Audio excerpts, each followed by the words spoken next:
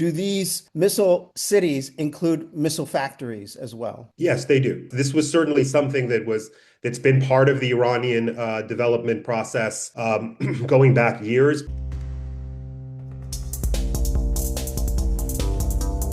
I'm Borzu Deragahi. Welcome to my podcast and Substack newsletter. It's called Badlands. It's at borzu.substack.com, BORZOU. Please subscribe. I'm here today with Ali Ahmadi. Ali Ahmadi is a geopolitical strategist with a focus on economics.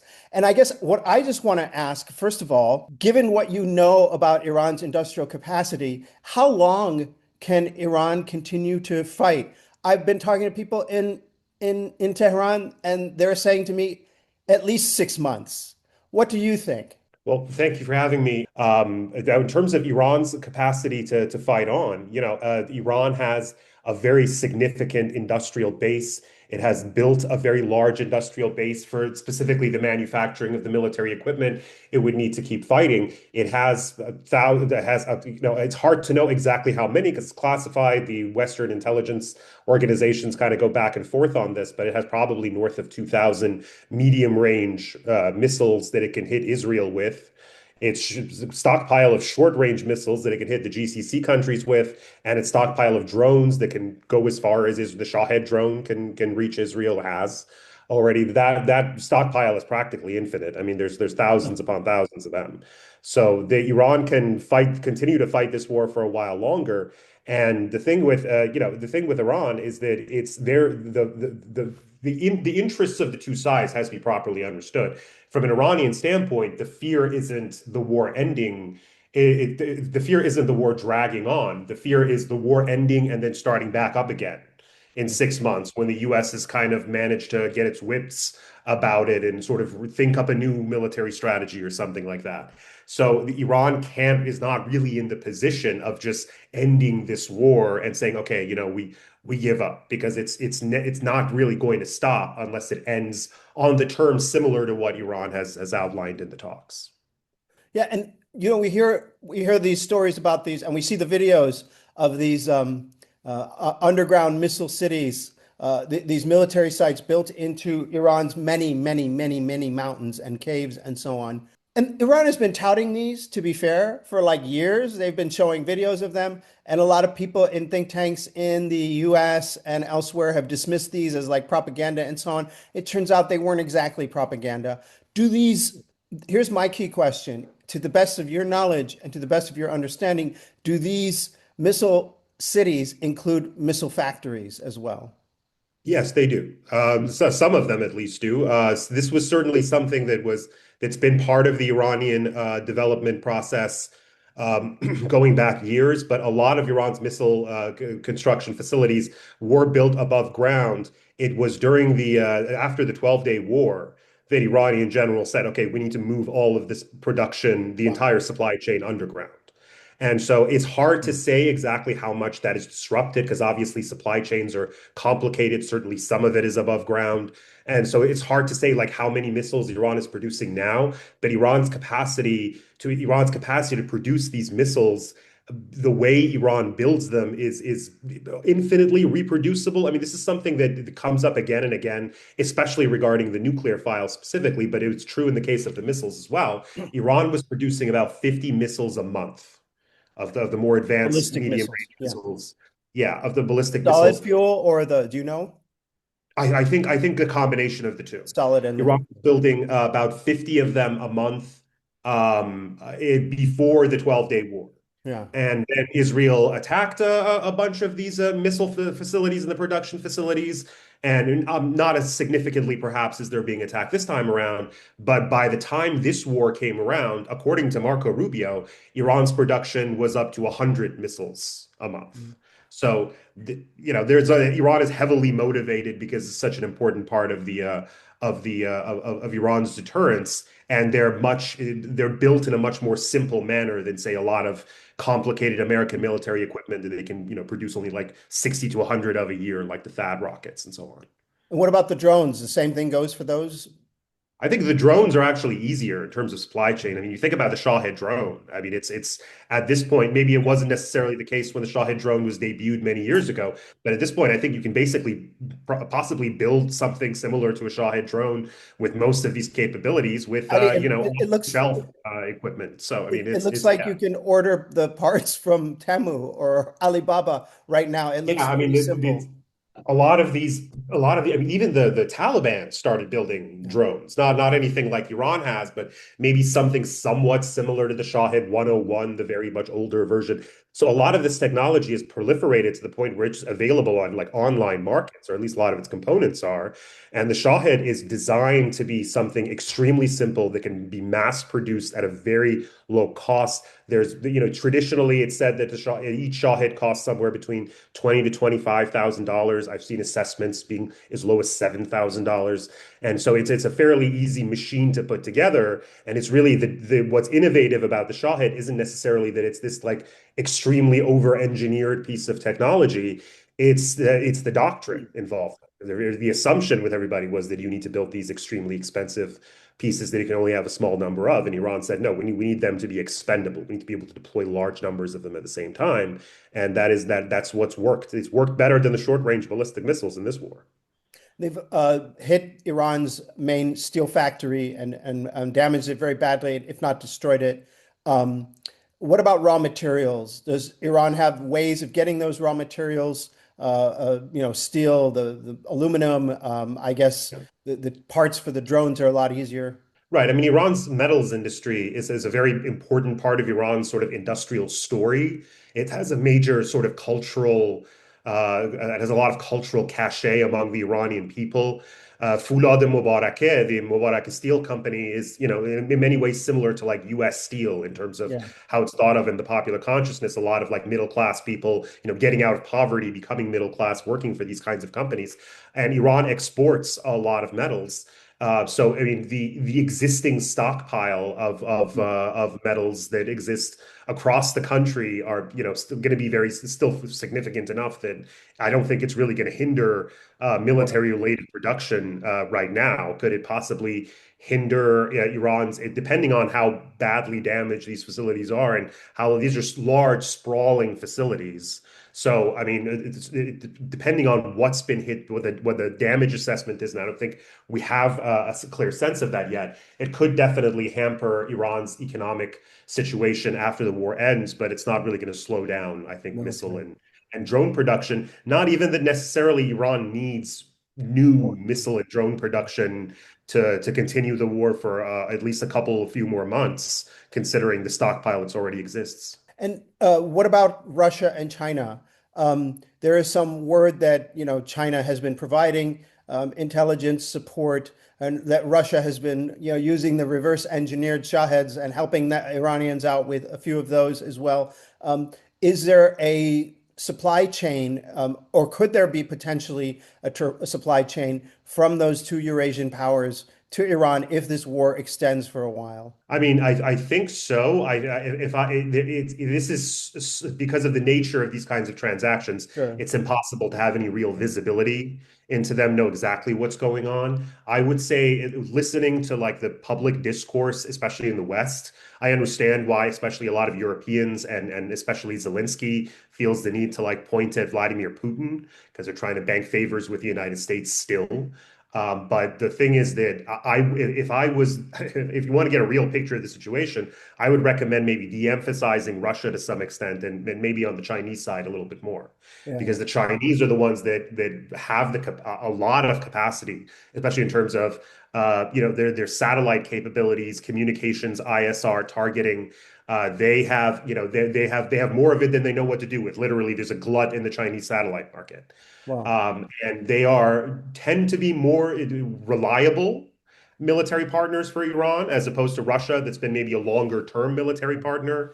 Iran has already worked with a lot of Russian technology, so there's always a temptation to go back because installing that new technology into your existing systems is easier for that reason. But there's a lot of reasons for Iran and Russia have never really had any kind of trust whatsoever. Yeah. I think with the Chinese, there's a little bit more professionalism in how they carry themselves. They're not going to give you everything you want, but if they tell you they're going to give you something, they're going to give it. With the Russians, you have a weird game. There's, Vladimir Putin's talking about how Israel is basically a Russian-speaking country.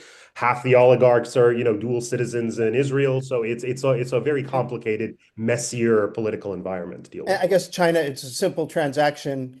Our oil for your weapons and military support. It's a lot more simple in a way. It's a lot more simple. Yeah, I think that just the cooperation with the Chinese in general is easier Yeah. than cooperation with the Russians. But yeah, I mean, there's also the issue of settlements because Iran sells so much of its oil to China, and a lot of this money is in the Chinese banking system, yuan Yeah. denominated, and is available for Iran to tap into for Fine. for Yeah. various things. And so let's shift over a little bit to the humanitarian side.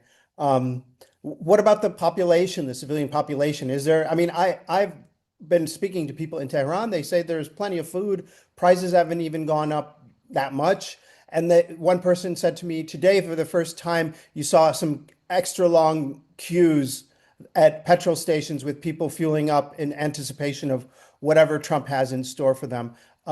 What are you hearing? And also, what do you think? How long could the Iranian population hold out before it buckles under the pressure of war-imposed deprivation? Yeah, I mean, I think that the domestic situation has been managed very well. I think the Iranian government was anticipating this. You have a lot of different things about Iran lend themselves in terms of Iran's, oil capacity and having a lot of stock. The only time you see people like lining up in queues or hearing about like petrol stations not having enough is when there's a sudden rush to them for some reason. So that becomes really more of a supply chain issue than an issue of whether there is enough food. Also, from what I've heard, is the supermarkets and supply chains in that respect are working just fine. Obviously, I'm not in Iran now, but I was in Iran during the 12-day war. That was not as extensive of a conflict, but even the like food delivery apps were functioning just Yeah, fine throughout the that's what I'm conflict. hearing So now too. Yeah, yeah, so there is a lot of resilience in Iran to that extent. State-owned corporations, a lot of private companies that want to endear the Iranian population to themselves or have a sense of patriotism of their own are going to step up in these kinds of situations. So that has been going fairly well. I mean, I would say with the Iranian population, what they've shown over and over again is they will stick with the government if they feel like a war is being imposed on them. yeah. They will that arrangement will be undermined if they feel like the government is dragging on the war for no reason.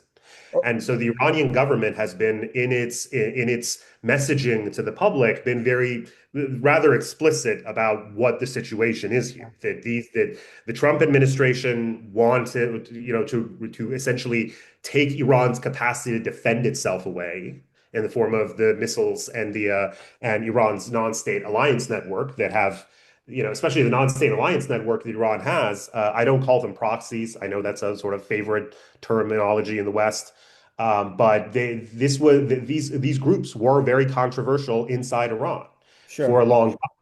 Much less so nowadays, right? Hmm. Especially if the Iran support for Syria was very controversial for the entire Huge. time it was going on for Even good people in the reason. I mean, government were speaking out. Even people inside the yeah, regime were speaking absolutely. out And against it. I totally understand that, supporting a guy like Bashar Assad is extremely distasteful. And I probably wouldn't have done it if I was them. But now when Bashar Assad is gone, all of a sudden you see the air corridor that has opened up Hmm. over Syria that is a very central part of the attack plans against Iran, both during the 12-day war and now. So I think the messaging from the Iranian government to the public has been pretty good, explaining that Iran's trying to maintain its capacity to defend itself. We don't want to, unfortunately, become a country like Lebanon or Syria that just gets pummeled despite these sort of ceasefire agreements on a regular basis. And in the context of these quote unquote negotiations, as Donald Trump likes to call them, that are going on now, what the United States is asking for is basically they want sort of a temporary 3-week 20-day ceasefire. And they want the Strait of Hormuz open to relieve the economic pain on them. And so it's like, I don't know what is supposed to be what Iran gets out of this at all, because the US needs some time to reposition forces or whatever it needs to do in that regard. There's a lot of airframe fatigue with their fighter jets, and so they need some time off. Their air defense assets they're getting depleted very Sure. quickly. figure something out there. Iran's not getting anything and is not under the impression that if we get back to the negotiating table that America started, during negotiations, the US started a war twice. The idea that we're actually going to get somewhere this time is just not viable. I think from the Iranian standpoint, they need to establish deterrence. And I think, especially from the standpoint of the military, deterrence is established with two elements. One is them running out of interceptors, Yeah. of air defense interceptors, which they're very well on their way of doing now. Israel and the GCC are practically out. They're very rarely even contesting Iranian missiles at this point, unless they're hitting very important targets or they know for a fact they can intercept them depending on what's being launched. And also very significant economic pain on the West. And that, the issue with the Strait of Hormuz was about that initially, about imposing a very strong level of economic pain. And at this point, I mean, that's how it started a month ago. And at this point, there are people in the Iranian parliament wondering, why didn't we do this 20 years ago? Why did we waste the last 20 years negotiating with these people and it's never going to go anywhere? The idea of having the Strait of Hormuz and being able to make money off of establishing a toll booth on it actually makes way more sense than thinking we're going to get sanctions relief out of these people. I mean, don't get me wrong. I think everybody would prefer sanctions relief Right. being part of the global economy rather than setting up this toll booth and saying, pay me before you pass. Yeah. But at this point, like what's actually realistic? The toll booth is realistic as it gets. Shifting to a little bit towards your specialty as a kind of analyst of uh, global economics and tariffs and trade and so on. Let me ask you, as I've asked other people, what will be the impact of the closure of the Strait of Hormuz on global supply chains, on the oil market, on the fertilizer market, on the spring planting season worldwide? Uh, are we going to start seeing, mass deprivation and hunger around the world because of this? And could that have an impact on Iranian policy calculations? I mean, I think there's those issues are different and from one another. They're not necessarily on the same track. So from the thing that you emphasize the most for good reason, the issue with fertilizers, right? A lot of the world's urea comes out of the Persian Gulf region, and because these are chemical products. And so not having this would be a huge problem. And you're already hearing stories of like planters in India because the price has gone up significantly, not being able to afford as much of it. And so they're going to have to use less, means a reduced yield. So there's going to be some problems in that regard. I think that the people that understand fertilizer markets specifically better than me seem to believe that this would be a problem, a much more serious problem if this situation went on for months after this point. That for now, global stocks are very high. They're somewhat historically high in many categories. And that if this situation is relieved at some point in the next few weeks or something like that, we're probably mostly fine. You might see some inflation, but the bigger problem is going to be the petroleum. The oil and natural gas is the business community in the United States warned Donald Trump more than 2 weeks ago, probably 3 weeks ago, that if you don't get the Strait of Hormuz open in the next 2 weeks, this isn't just going to be a disruption that's going to take some months to alleviate. This is going to reorganize the entire world's supply chains. And you have to think about what that means exactly. Is if the oil companies that are selling the oil and the gas companies that are selling the natural gas, if they can't deliver on their contracts, they will delay, right? They say, okay, we can't do it right now, we'll do it later. That goes on for a long enough period of time. They now will be in legal jeopardy unless they just cancel the contract altogether. So the oil companies and the gas companies cancel their contracts. Now the refiners, they don't have supply. They have to cancel their contracts. It's called force majeure. And so this goes over and over again. That goes to the chemical industry, goes to the plastics industry. Food packaging is entirely reliant on plastic. There is no alternative. So I hear some people saying, great, we're going to get rid of plastics and be a more environmentally friendly. Like, we don't really have alternatives for these things. Like, we need to find alternatives where we can go off of them for, like, especially long distance export of food. There's no alternative to plastic. So this is going to create a lot of this is going to have an inflationary effect in the global economy. You already see the price of a lot of airline tickets going up some 5,000%. This Asia is, of course, especially affected by this because there's still this kind of old British Empire separation of, the east of the Suez Canal. Countries are more reliant on Persian Gulf products. West of the Suez Canal, there's a bit more of a mix.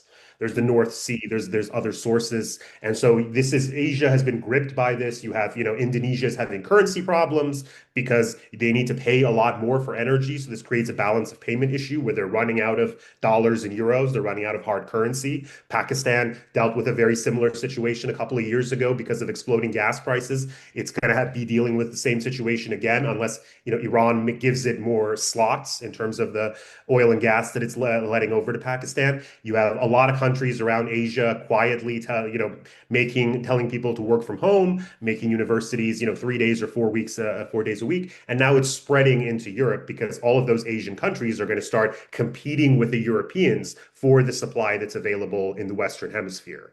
So this is now shaping up to the point where it's hitting a lot of Europeans. Well, the thing you have to understand about oil shocks, they happen sequentially, not all at once. It's going to hit Asia first, for example, and it's already It's hitting already hit Asia. Asia very. Yeah. And then it will eventually reach the North America and Europe and so on. When will it reach North America, the oil shock? Well, North America is an interesting The question because the price thing is that shock, let's America say. has a lot of, right, America has a lot of its own Supply. oil and natural gas. So one thing you've seen even now compared to even to like 2022 is gas prices are not going above a certain level. Like it's almost as if there's no problem, especially from a gas price point of view of I'm talking about natural gas because natural gas is not an international commodity like oil. Sure. You need to freeze it, liquefy it in order to sell it. And there's a limited capacity for doing that in North America. So a lot of that gas is just sort of stuck in North America, can't go to Europe, even if the Europeans are willing to pay 3 times as much for it. So in terms of gas, North America is going to be okay for now. Oil is different. The oil markets in the United States, they're allowed to export all over the world. Just because the oil is drilled in the United States doesn't mean it has to go to the United States. And so you're already seeing the West Texas intermediate gas go above even the Brent crude, which is what people Right. usually talk about when they're talking about oil prices. They're The talking about standard. Brent crude. I should also point out that Brent crude, this is something I think a lot of people are kind of missing right now, is that with Brent is a speculative number. It's basically commodities Future. traders speculating. Yeah, it's a 1 month futures contract typically. And so you're basically speculating on how much oil is going to cost next month. And that's a big part of why Brent has stayed down is because the commodity dealers are in this perpetual state of just assuming this has to be a short-term thing. Trump will kind of, sort of taco a little bit somehow, and we'll get back to regular order by next month. And so prices can go above a certain amount. But the actual, dated Brent, which is like the actual barrels of physical oil that are being bought and sold in like Oman, they're being sold over 150. Saudi Aramco is selling for 30 to 40 dollars above Brent. So like that would be again sort of 150 range. To Well, say all around Asia, you have similar thing. A lot of the oil stocks that exist in like ports, the floating reserves that exist on the seas. A lot of the oil that came out of the Persian Gulf right before the war started only got delivered to their destination 2 weeks ago, right? It takes like 2 or 3 weeks to deliver destination. Those stocks are now being drained down, and so the buffers have been removed, and so it's going to hit everybody a lot harder very quickly. And if we get back to regular order and this war is over and the Strait of Hormuz is everybody's just passing through by tomorrow, there's still going to be a lot of pain. There's going to take months and months and months for the global economy to work through a lot of these issues, and that's also going to serve as kind of a crisis amplifier for the AI bubble and all of these different other the private credits crisis going on in the United States. It's kind of gone under the radar because of the war. This is going to have the world is going to be struggling with this for the next 6 months at least, even if it ended today. do you think that Iran's leadership is concerned at all about a potential backlash? All these countries, for example, India, Sri Lanka, Philippines, Pakistan, extremely publicly, Turkey, as you've seen yourself, extremely publicly supportive of the Iranian stance. World opinion is so much with Iran that even people in the United States are maybe for the first time in my memory like kind of siding, not wanting American troops to be killed or anything, but like kind Yeah. of siding with Iran. Do you think that Sure. could change if their economic backlash extends? I mean, if I'm not sure exactly where the Iranian government is on this, to be perfectly honest. If I was them, I would rest assured that Trump is going to be blamed. Because that at this point, I mean, Trump owns all of this policy and all of its consequences top to bottom. But you also have to make a differentiation between the public and the government. Because Right. at the end of the day, I mean, the Turkish government is, the Turkish people are by and large very supportive of the Iranian position on this. I've talked to Turkish people when the war started. I was in Istanbul. I've seen polling data out of Yeah. Turkey about this. Turkish government is has a lot of different things to balance. A lot of the jet fuel that Israeli fighter jets are using comes from Turkey, comes from Azerbaijan, Turkey through Azerbaijan. And this is true of a lot of different countries. Narendra Modi was in Israel 2 days before the war started, Yeah. and in communications that were very, very strange. And a lot of people in Iran seem to think that Narendra Modi was basically used as a human shield because a lot of the last minute preparations that the American Israelis had to make, like evacuating embassies, had to be done very openly and in public. So in order to make sure Iran doesn't fire a Preemptive. preventative strike, Narendra Modi being in Israel kind of helps. And this is kind of the problem with a lot of different countries. Either they have elites that are far more sympathetic, or at least mindful of Israeli and American interests because they're more powerful countries and the GCC and whatnot, or you have countries that where like India, they want to be friends with everybody, but they don't have enough by not taking a position that is more in line with international law and just what is right. They're not Iran doesn't really feel in a position where it has to give them a lot of points. Now, I should say there is absolute I can imagine a world in which Iran is obviously making a lot of different deals right now in terms of countries paying the toll. Iran is exempted Iraq. Sri Lanka was exempted. You mentioned Sri Lanka because of the fact that they helped the Iranian sailors Yeah. that the U.S. attacked in the Dena ship.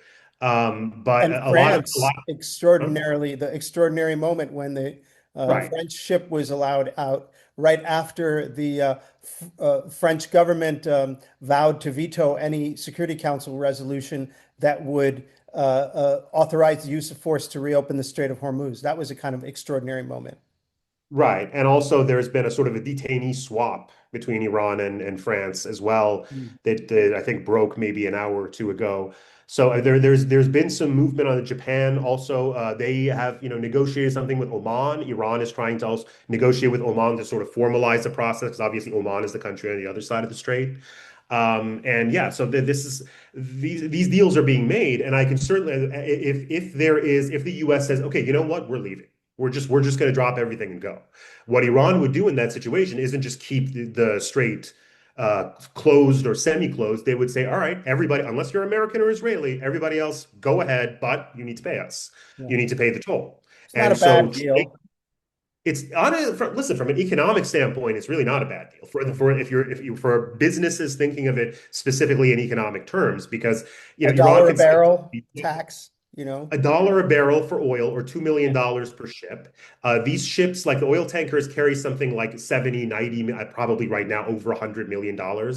If they can get back to regular order, this is not really a bad deal for them at all. Right now, the price of oil, based on like analysis done by Bloomberg, the price of oil, about a third of it is just geoeconomic uncertainty. Right. So if Iran did this and the geoeconomic uncertainty went down 2 months ago in December, it was just a couple of 65 bucks on bucks. top of Yeah. the price of oil. Yeah. Now it's 30 something dollars, well, 36, $37 per barrel. If this was alleviated, the extent to which the price of oil would come back down would make $1 per barrel. I mean, nothing. It's Iran reestablishing regular order after America busted it. And so, from an economic standpoint, I'm sure the companies will be more than happy to pay that. Of course, that would also essentially be a marker for the end of the U.S. empire, because commanding the waves is a big part of what the British Empire was about, and freedom of quote unquote freedom of navigation, meaning a de facto American control over the global commons. Is a big part of the American empire as well, and that would be put into significant jeopardy by Iran being able to do this. Ali, thank you so much for joining me. It's been a real pleasure. I really appreciate being on. Thank you very much. This has been the Badlands podcast. Please subscribe to my newsletter at borzu.substack.com. Thanks for listening or watching.